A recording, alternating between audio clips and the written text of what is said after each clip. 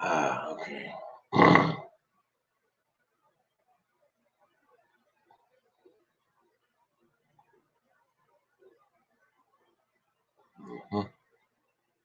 So that is the problem. Can I edit that?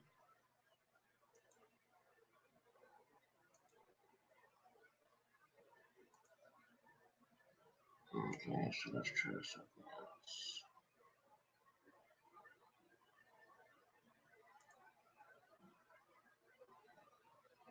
Okay, all right, so let's get that one.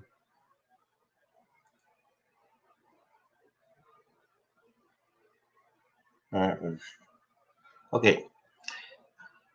Good morning, everyone. This is Sunday morning, and this is traditionally the day that people think about church, about worship, about God. Not as much so as they used to.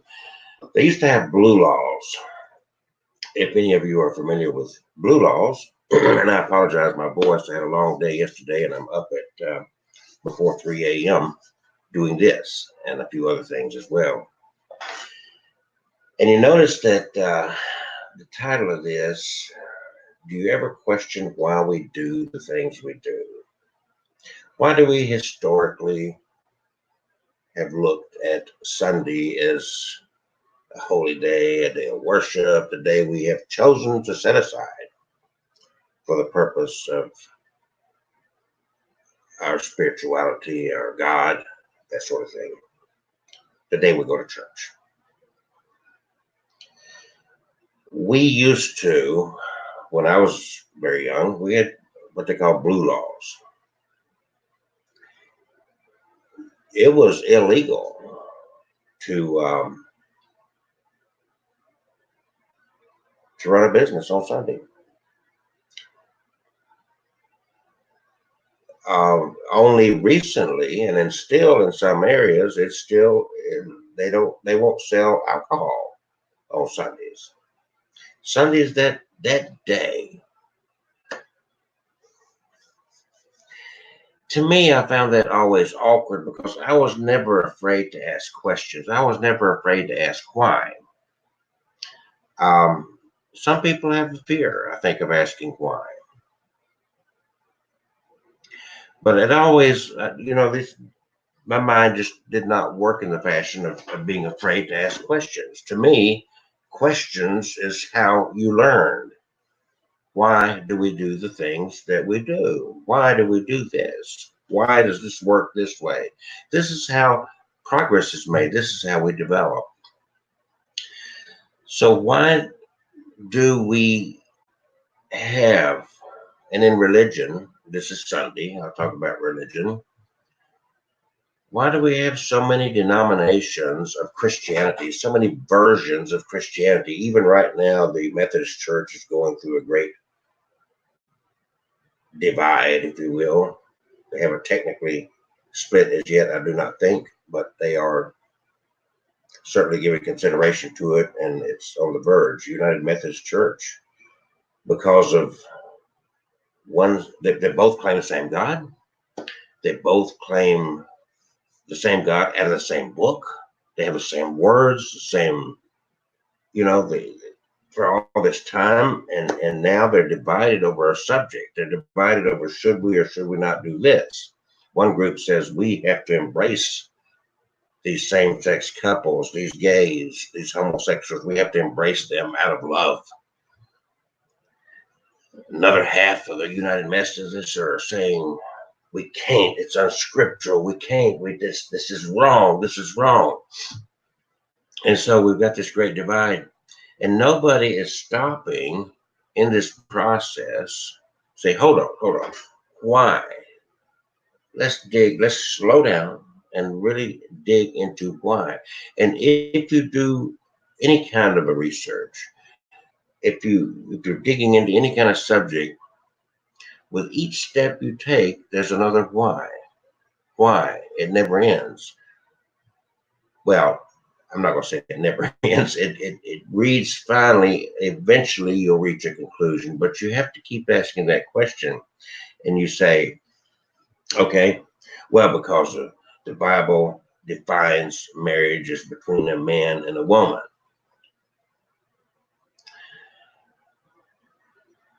And then it's like, well, why? And you dig and you dig and you dig. You ultimately get down to the credibility of the book, of the text of the scripture, the interpretation of these scriptures, where the original Greek, Aramaic, or Hebrew came from, and it goes on and on and on. But nobody's doing that. We're caught in this bubble because the belief systems and our so-called traditions and the way we structure ourselves, the way we dress, the way we groom, evolves throughout history. A lot of people do not realize that high heels were initially created for men. Have you ever looked into that to question? Now it's like, oh, that's a man dressing in drag, and that sort of thing. It's like, wait a minute. It was originally created for men. And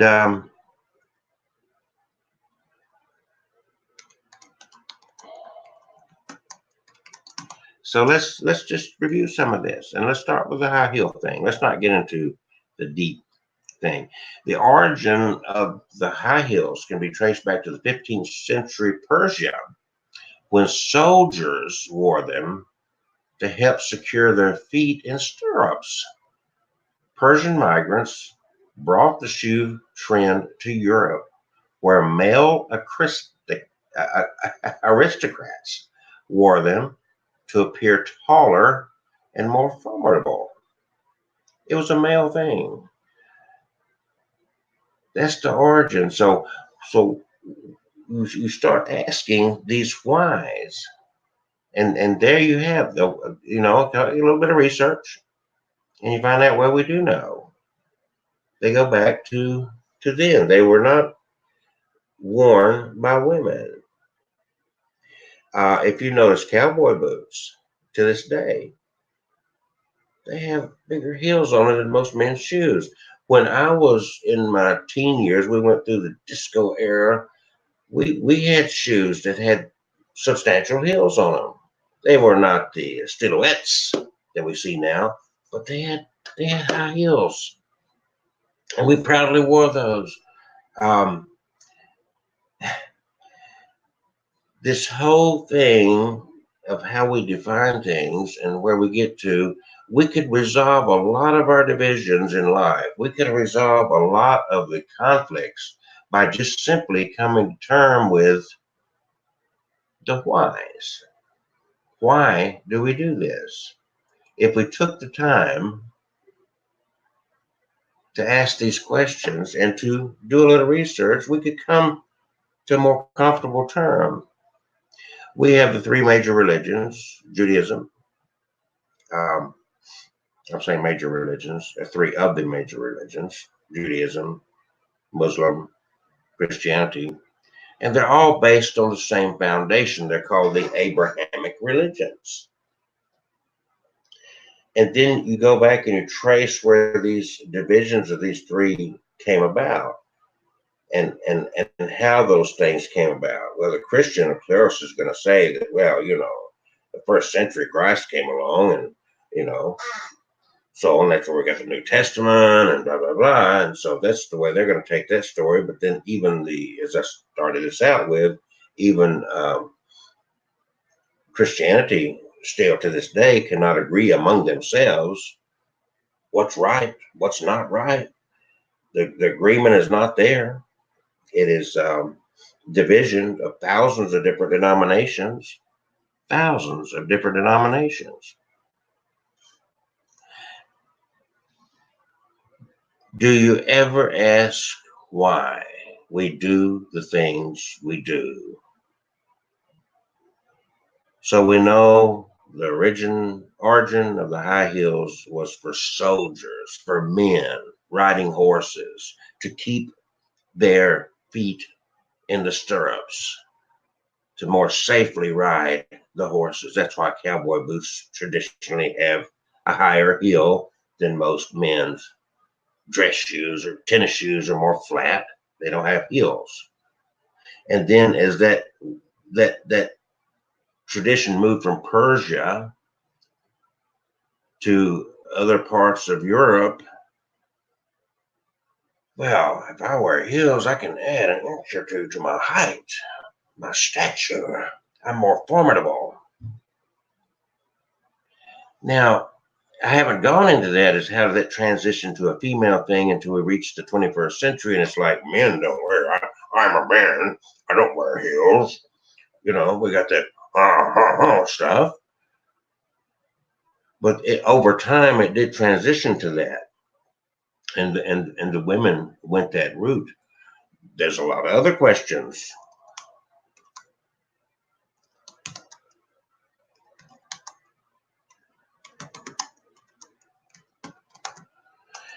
Why do women wear veils at weddings? Well, there are more than one reason, but one reason is the days of Rome. The Romans were afraid of evil spirits popping into the ceremony to curse the couple. So they thought that making it look like the bride was on fire would scare them off. That's one answer to that question. But there's more other answers to that as well. But it was, it doesn't fit in today's world.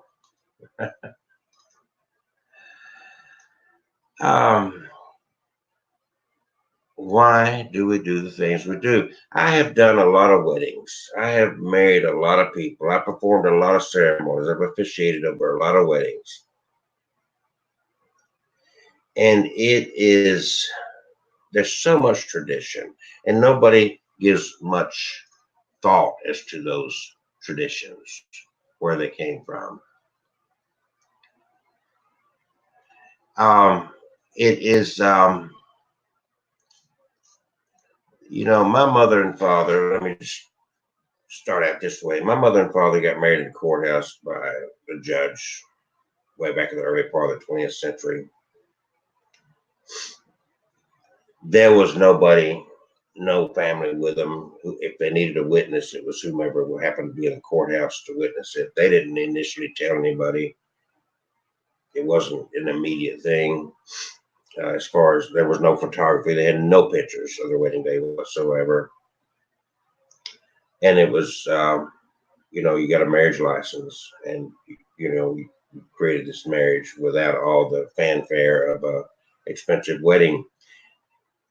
The average wedding throughout history that took place until this latter part, especially of the 20th century, was a more practical thing. The Bible doesn't speak of a wedding, it speaks of a wedding feast. It doesn't give any details about a wedding ceremony. Jesus never officiated a wedding. But we've got all these traditions. Traditionally, the bride did not wear white. But we do these things, and most people don't have a clue as to why we do it. But my mother and dad stayed in their relationship till they died. Their entire lives, they were the only partners they had. Most likely in their entire life. What I know about my mother and dad, I don't think they ever dated anybody else. I don't think there was ever anybody else in their lives of any seriousness at any level. I just, I know a lot about their early lives and whatnot, and I have strong reason to believe that. and they didn't have all the things that people put into a wedding. I provide couples counseling, premarital counseling, if you will. I don't require it, but I do offer it, and I've done it quite a bit. And the reality with that is that I tell the couples, what you do on your wedding day, this wedding day, does not create your marriage. The general thing is you're setting a date for a ritual, to, as they say, legitimize this relationship. Why? Why is this necessary? Did Adam and Eve have a ceremony? Did they stand before God and God pronounce them? I hereby pronounce you, by the powers vested in me by the universe and being God, I pronounce you husband and wife. How did all these traditions begin? The reality is, all this is formed in the heart.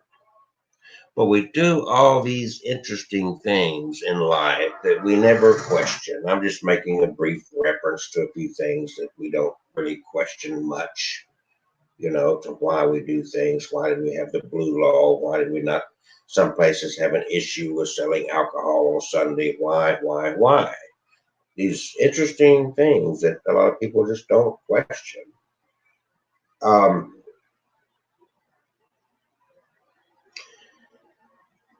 We culturally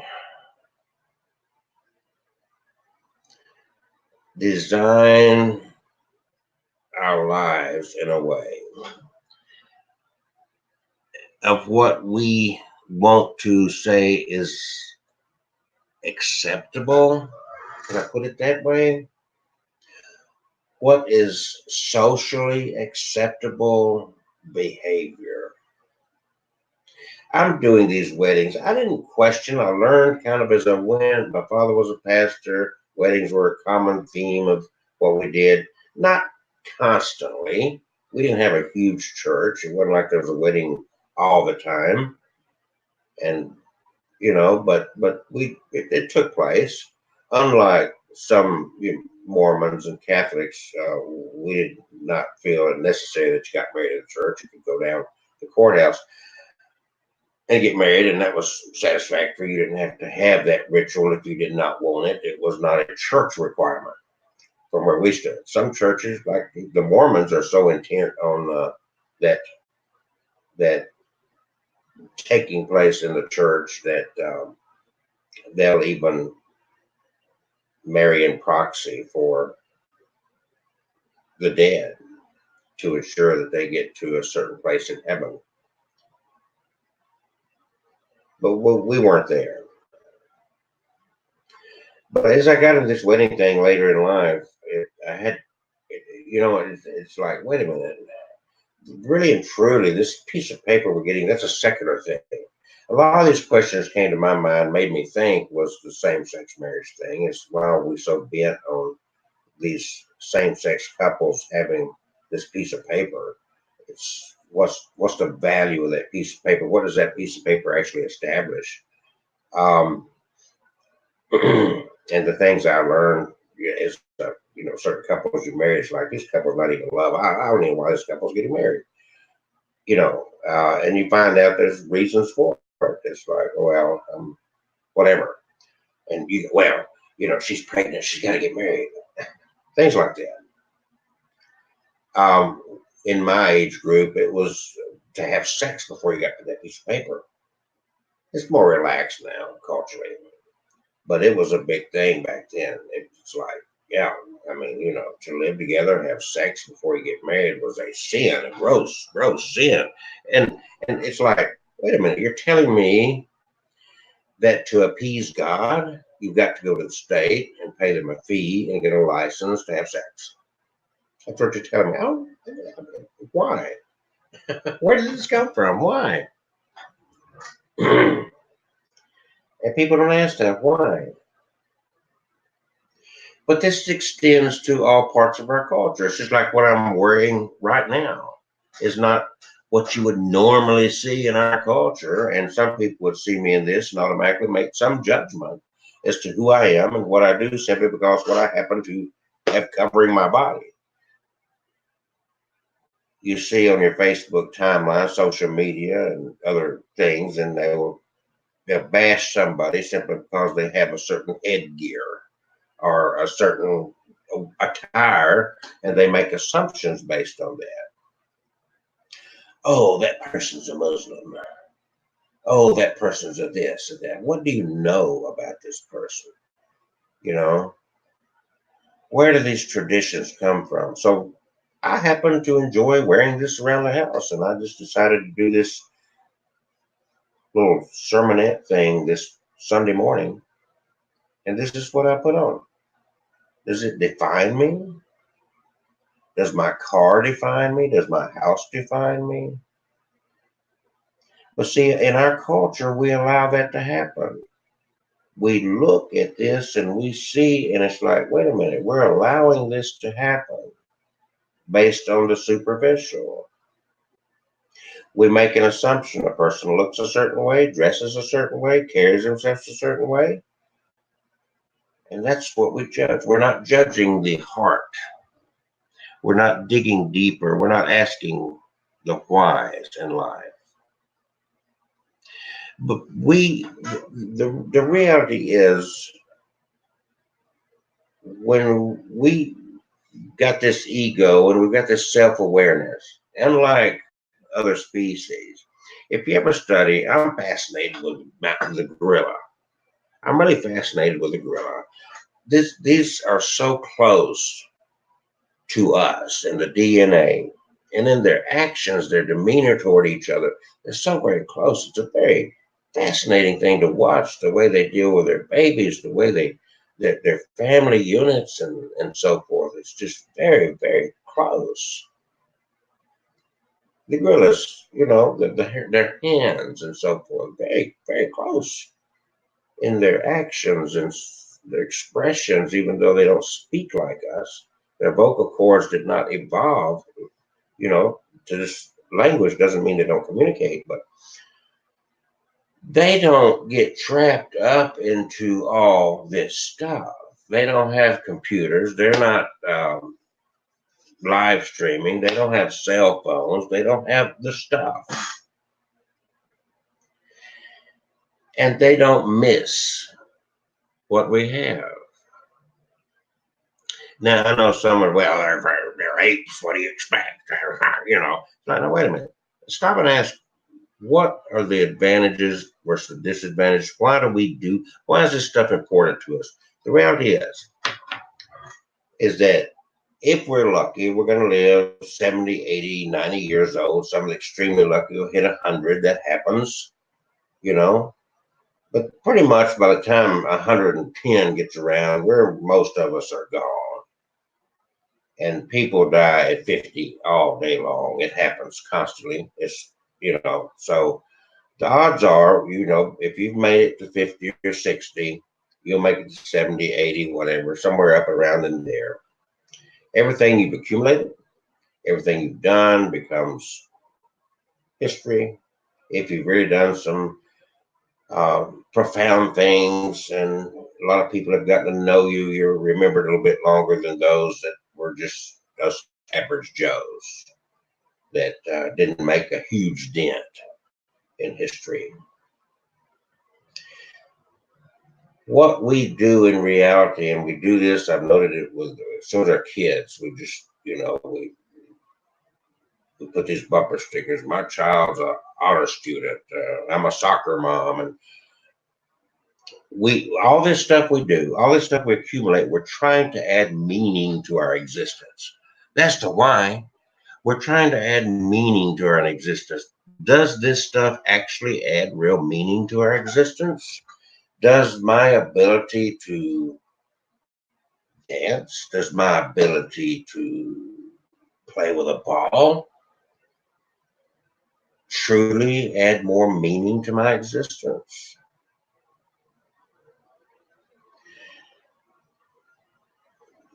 The great apes don't have this need for that. They are very connected to this life. They go through their lives. They're not complaining about their lives. They don't feel this need to feel this with stuff in a way that makes them feel like, there's some meaning to their life. At the end of the day, all this stuff is just stuff. It's the peripheral. It doesn't add meaning to our life. It really boils down to adding distraction to our life.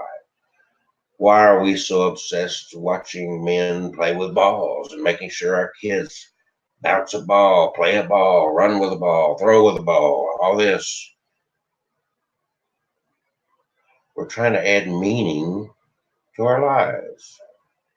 And we're, instead of adding meaning to our life, it actually becomes what I call WMD, weapon of mass distraction, because we don't focus on the important things and we make excuses for that.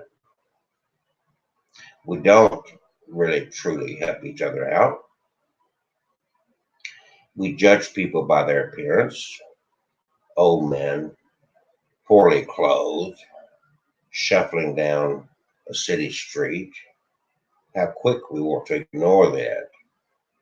Middle-aged man driving a Lamborghini, well-groomed, flashy jewelry, gorgeous woman by his side. He gets our attention, doesn't he?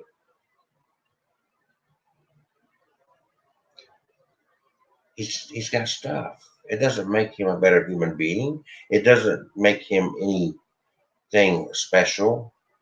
At the end, he's gonna, from dust you are to dust you return.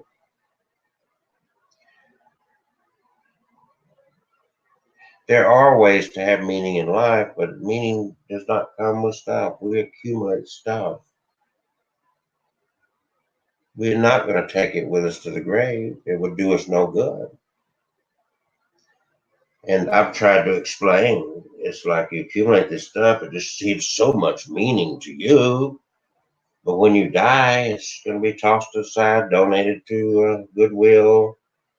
There might be a piece of jewelry that your daughter wants, or there might be some item, a gun that your son wants, or something of that effect. But the majority of what you've accumulated, and that's what you hold so close to in your life,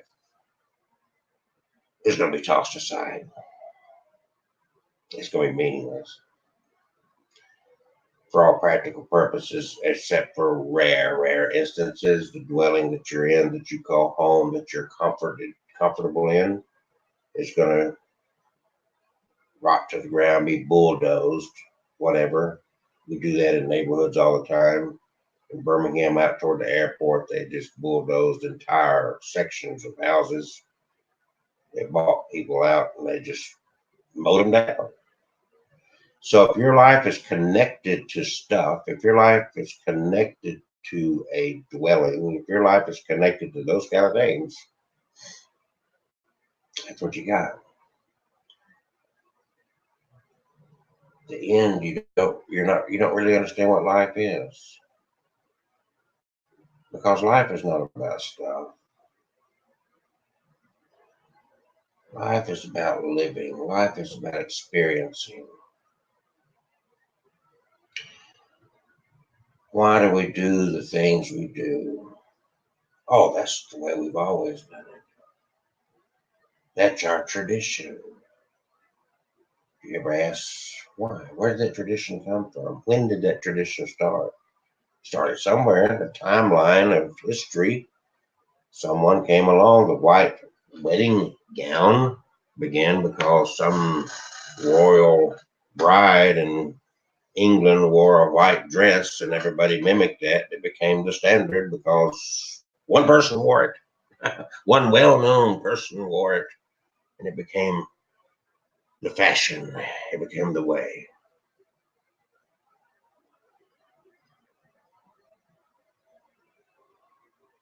So why do we set aside Sunday? Why do we set aside certain days?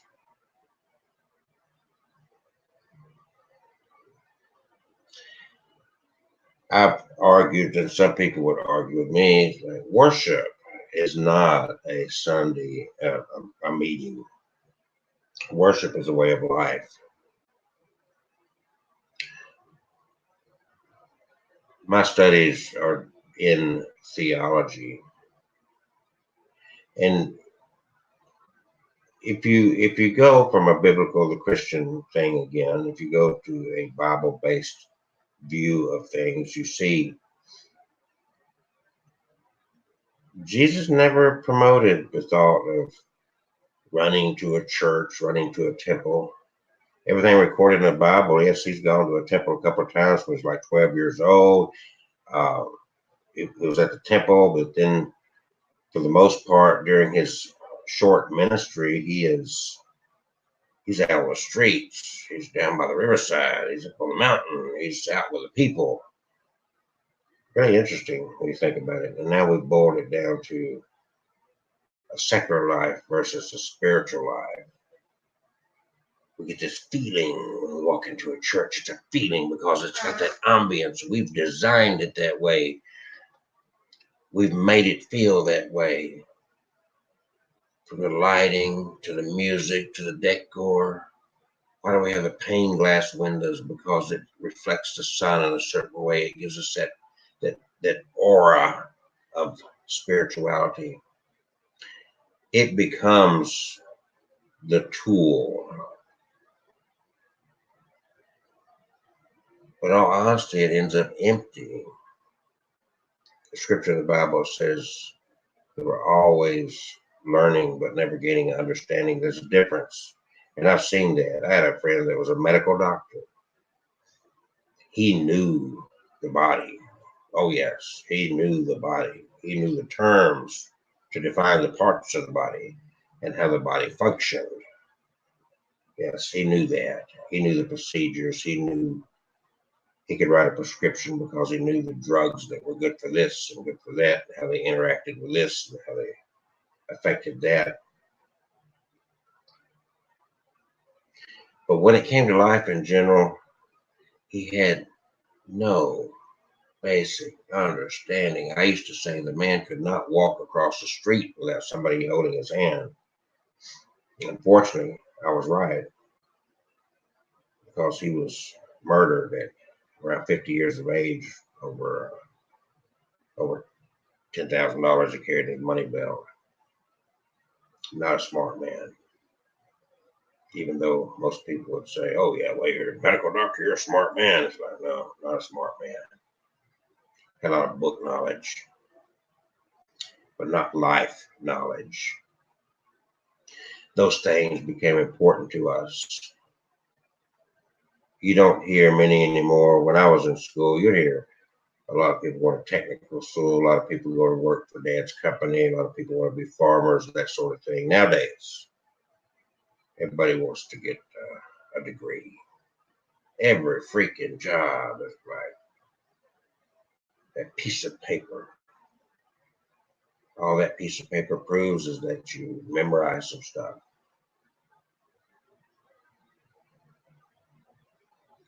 And we don't ask why. And we don't grow. And nothing changes.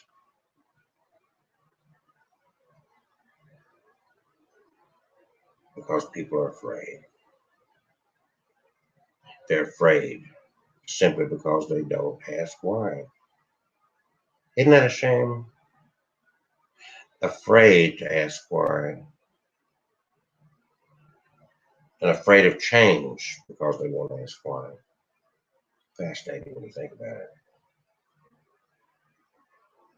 Well, I'm going to cut this short, just about 30-minute run here for my little Sunday morning thing. Ask why. That's the bottom line. Growth. Ask why. And don't let, I'm going to add just a little bit more. Hang in there with me. When I was involved in church, my father followed the same path he followed. And what we learned was from within that bubble of that faith. They told us within that bubble what we knew about other faiths. In my spiritual journey, I reached a point, it's like, no, wait a minute. That's what I was taught here, but let me go to the source. Why should I be afraid? If I have truth, why should I be afraid to go to the Satanist and say, tell me, I want to know. What are you doing? What do you believe? Really? The Satanic Bible. Some people is like, oh no, God, the Satanic Bible, oh God, evil, blah, blah, blah. Have you ever read it? You're judging it because of a word. You're judging it because of a word. And you don't have a clue. Why are you afraid? What are you afraid of? See, it's all based on fear. There's some very extreme fundamentalist Christians that won't let their kids watch Harry Potter. Jesus. Man, of all things, that's evil. They cast spells. But when you think about it, what does a Christian prayer do? That's casting chip spells. In the name of Jesus, I ask you to heal my mother. In the name of Jesus, I'm asking you to not let it rain on my wedding day. You're casting spells constantly. I'm praying for this. I'm praying for that. Whatever that prayer is for, it's a casting of a spell. You don't ask why. You're just caught up in your bubble. When you layer it all down, it becomes just semantics. It becomes the words you're applying, the labels you're applying to these things. Very fascinating thing. Okay, I hope everybody has a good Sunday. I'll probably do some more later, but until then, ask why.